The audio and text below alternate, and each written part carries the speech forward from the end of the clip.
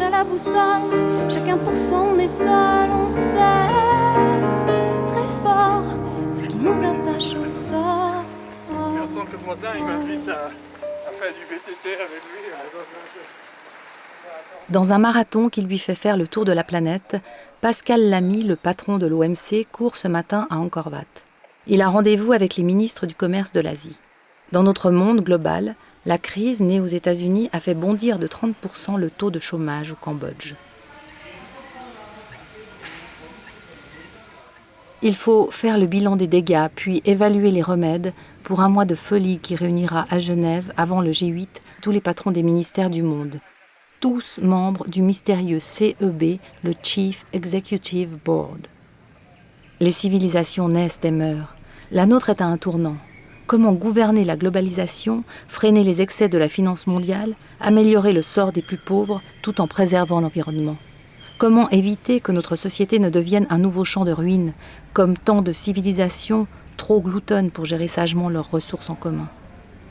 Les pays émergents seront le moteur de la reprise, comme ils étaient avant la crise, celui de la croissance. Riches ou émergents, tous veulent leur part du gâteau, et les plus pauvres, une place à table. Ces hommes et ces femmes sont là pour apprendre à partager.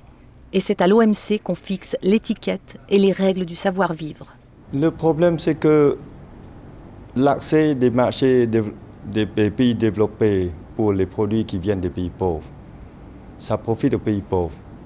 Mais ça affecte aussi les producteurs qui sont dans les pays développés.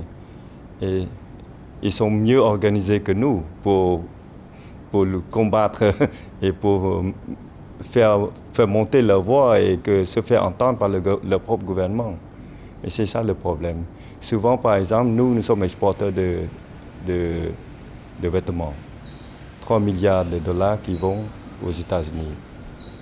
Et là-bas, combien d'usines de textiles et de confection ils en ont? Peut-être même pas une centaine. Ça peut affecter peut-être 50 000 personnes, mais il y a plusieurs millions de gens un petit peu partout dans le monde qui produisent et qui vendent aux États-Unis. Quelle est la différence? C'est 50 000 personnes aux États-Unis qui priment sur 50 millions de gens ou peut-être 200 millions de gens dans les pays les moins avancés. Et maintenant, si par exemple les négociations pour le Doha Round aboutissent, la majorité ou tous les pays développés vont ouvrir le marché aux pays les moins avancés. Nous pourrons bénéficier à peu près de 97% de la ligne douanière, de tarifs douaniers pour nos produits. C'est beaucoup. Si nous ne faisons pas part de l'OMC, peut-être il faut négocier un par un. Et un par un, entre un petit pays et un grand pays, ne comptez pas que nous puissions avoir quelque chose de significatif. De pouvoir rentrer dans l'OMC, ça nous a pu sauvegarder l'industrie textile qui, à ce moment-là, était assujettie à une menace très forte. Et là, on a pu préserver 300 000 d'emplois. Et dans le contexte de cette crise financière, crise économique globale, c'est très important que ces petites et moyennes entreprises ne sont pas les victimes, les premières victimes de cette crise, parce qu'ils n'ont pas les moyens nécessaires à absorber ce choc qui est plutôt un choc externe. L'accession à l'OMC, c'était comme une force de confiance, c'est comme un tampon de confiance pour que le Cambodge puisse se dire au monde que voilà, notre pays est ouvert, notre commerce est ouvert, notre économie est ouverte, soyez les bienvenus chez nous. Et vous voyez que Siem Reap est un cas concret. Avant, c'était une petite ville qui ne bouge pas. Mais maintenant, c'est presque 200 hôtels, 3, 4, 5 étoiles. Avant, on n'avait même pas 200 000 touristes par an. Maintenant, on a presque 2 millions. Il y a des centaines de milliards de dollars côté américain qui sont dépensés chaque année pour ce qu'on appelle les Farm Subsidies.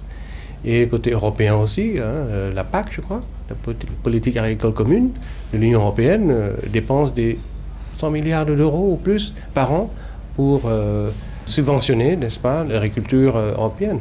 Bon, il y a des raisons qu'on peut comprendre, politiques, économiques, sociales, etc., bien sûr. Mais en même temps, on parle de free trade, c'est-à-dire le libre-échange, et de l'autre côté, on a des mesures protectionnistes qui continuent à exister.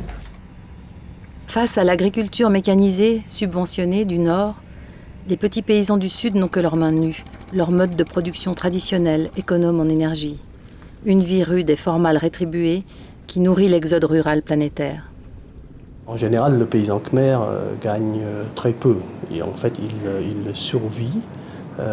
Mais quand il y a des possibilités, comme c'est le cas pour les jeunes qui sont ici, de travailler pour un centre comme les artisans encore aujourd'hui et qui gagnent en moyenne $70, eh bien, cela fait un revenu substantiel pour la famille, pour l'éducation des jeunes, des plus jeunes qu'eux, pour la maladie, pour toutes sortes de choses auxquelles ils doivent faire face. Regarde la belle robe de celle-là, cousue à la sueur de tout petits doigts. Regarde le t-shirt de ce type-là. Dans les pays les moins avancés, les paysans gagnent moins de $20 par mois. Un salaire de $70 triple leurs revenus. C'est loin du confort, mais ce n'est plus tout à fait de la survie. Le Nord, lui, continue sa course folle en exportant ses crises. Heureusement, à Genève, les rouages du monde que sont les organisations internationales résistent encore et toujours en tentant de mettre un peu d'équité dans le fonctionnement global. Le BIT, notamment, veut instaurer une sorte d'assurance chômage mondiale. Le pacte, c'est un pacte entre employeurs, travailleurs et gouvernements au niveau mondial, ici à l'OIT. C'est la réponse de l'économie réelle aux malfaits que les acteurs de l'économie financière ont fait. Et donc, je crois que les chances, si le pays veut le prendre, sont assez bonnes, parce que ça répond aux préoccupations des gens aujourd'hui. Le travail, la protection sociale, le dialogue social pour résoudre le problème. C'est réel, c'est concret. Plus que jamais, il est apparu que nous avions besoin d'une coopération, d'une coordination, d'une gouvernance internationale, et que le travail qui se fait à Genève est d'une extrême importance. On est aujourd'hui, et pour la première fois dans l'histoire de l'humanité, dans un monde unique. C'est-à-dire que toutes les femmes et tous les hommes de ce monde appartiennent à un même ensemble, dépendent étroitement les uns des autres, et que finalement on pourrait dire que le monde d'aujourd'hui, au début du XXIe siècle, ressemble à ce qu'étaient les États-nations à la fin du XIXe siècle, c'est-à-dire cette intégration est telle aujourd'hui qu'il faut des règles communes pour survivre, sinon on va vers la décomposition, le chaos ou le conflit généralisé. La régulation doit être mondiale. Je ne crois pas que quelque État que ce soit aujourd'hui ait la capacité de réisoler son économie, sa finance, et de dire je coupe par rapport à l'extérieur. Je ne me préoccupe plus de l'extérieur. Je crois que ce type d'isolationnisme ou de protectionnisme se retournerait très vite contre ceux qui le pratiqueraient.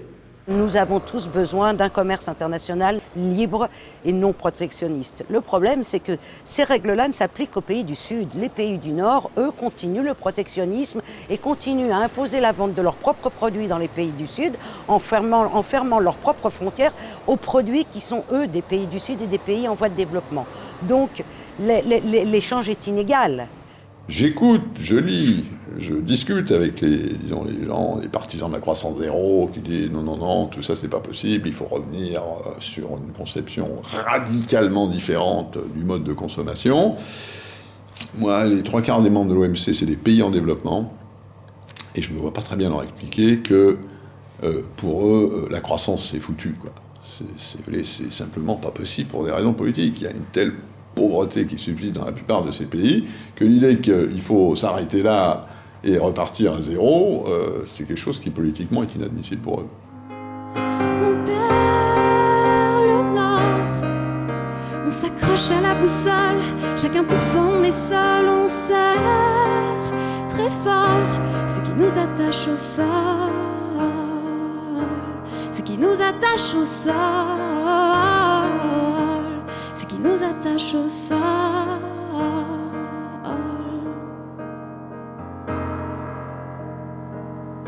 Regarde les flocons qui ne tombent pas. Même l'hiver est malade, il a chopé froid. Ce que touche Alios pour la musique de ce film, c'est l'équivalent d'un salaire mensuel à Genève. Une pile d'1 million de francs en billets de 1000, c'est 14 cm. À 1 milliard, on atteint la hauteur du jet d'eau, 140 mètres. De quoi payer un mois de salaire moyen à tous les habitants de Genève. Mais la crise financière a englouti bien davantage. Des milliers de milliards sont partis en fumée. Le haut de la pile flotterait dans l'espace en orbite. Cela ferait un billet de 1000 pour chacun des habitants de cette planète. Une somme qu'un tiers d'entre eux ne verra jamais de toute sa vie. Des milliers de milliards de dollars sortis d'une planche à Monopoly devenue folle. Comme ces billets imprimés au Vietnam pour des cérémonies animistes. Tôt ou tard, il faudra régler l'addition. Vous savez, si on étudie l'histoire, les crises font avancer les choses, des choses qui sont évidentes. Il y a déjà quelque temps que l'OIT est en train de dire, des genres de choses sur lesquelles on est en train de discuter. Mais les crises, soudainement, font penser les gens. Oui, les crises, malheureusement, dans l'histoire, sont des moments où les gens prennent conscience des choses qui étaient évidentes.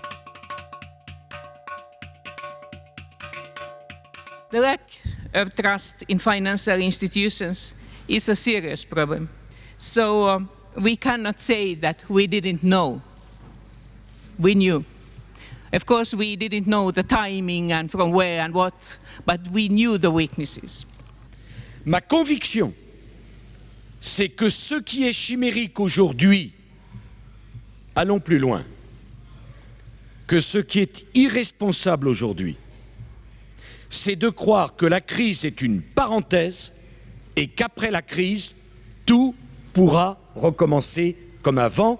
Cette analyse est absolument suicidaire pour chacun et chacune d'entre nous. Jestem przedstawicielem kraju, który próbował innego systemu przez 40 kilka lat i zakończyło się to bankructwem. Ale tak jak reguła gospodarki planowej okazała się całkowicie niemożliwa do spełnienia jako monoreguła, tak i reguła rynku nie może obejmować wszystkich i wszystkiego. Faut-il attendre que la crise économique, financière, sociale, écologique se transforme en crise politique majeure à l'échelle planétaire pour nous décider enfin à changer au risque qu'il soit trop tard? Si l'histoire se répète, ceci est une grande inquiétude. La réduction de l'aide et du commerce signifierait que les populations des pays les plus pauvres paieraient un prix élevé pour l'aggravation et l'imprudence des marchés financiers d'Amérique du Nord et de l'Europe. Allons-nous tirer les leçons de l'histoire pour qu'elle ne recommence pas? Ou bien allons-nous refaire les erreurs du passé avec des conséquences qui pourraient se révéler aussi desastreuses? O que nós queríamos do acordo da rodada de Doha? Era flexibilizar o mercado agrícola dos países ricos para que os países mais pobres do mundo pudessem produzir e vender a esses países. O que nós queríamos? Que os Estados Unidos da América do Norte reduzissem os seus subsídios para que desse uma contribuição à capacidade produtiva dos países mais pobres, sobretudo os países latino-américanos. Je le dis avec gravité en pesant mes mots. Ou nous aurons la raison, ou nous aurons la révolte. Ou nous aurons la justice, ou nous aurons la violence. Ou nous aurons des protections raisonnables, ou nous aurons le protectionnisme.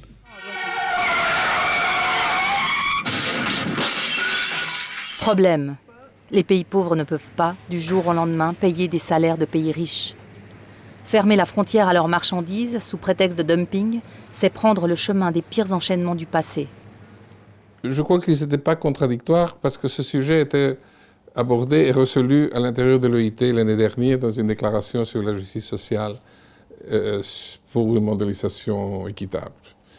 D'un côté, les pays en voie de développement ne peuvent pas utiliser l'exploitation et la non-reconnaissance des droits au travail comme un instrument d'avantage comparatif. Ce que M. Sarkozy a dit, le président Sarkozy. De l'autre côté, le président Lula a dit oui, mais nous avons besoin d'exporter. Donc, nous ne voulons pas que vous utilisez les normes sociales comme un instrument de protection. Ces deux éléments sont dans les accords de l'OIT. Donc, l'accord est là. La question, c'est maintenant de gouvernance. C'est de le faire marcher les deux ensemble. Chacun va regarder un côté de la chose. Si on met les deux choses ensemble, on va sans doute avancer. O país, para viver, tem que importar, não produz tudo e não pode produzir tudo, não é a partir do mundo que eu faça. E o país, para poder ter recursos, também, além daqueles que encontra internamente, tem que exportar aquilo que produz. E no nosso caso concreto, nós exportamos matérias-primas qui tient muito pouco valor no commerce externe. Le coton de cette veste en jeans vient du Tchad, l'indigo de sa teinture du Karnataka aux Indes, les métaux formant l'alliage de ses boutons du Chili, la pierre ponce qu'il a délavée des îles Lipari en Sicile. Son design est californien, elle a été cousue au Maroc.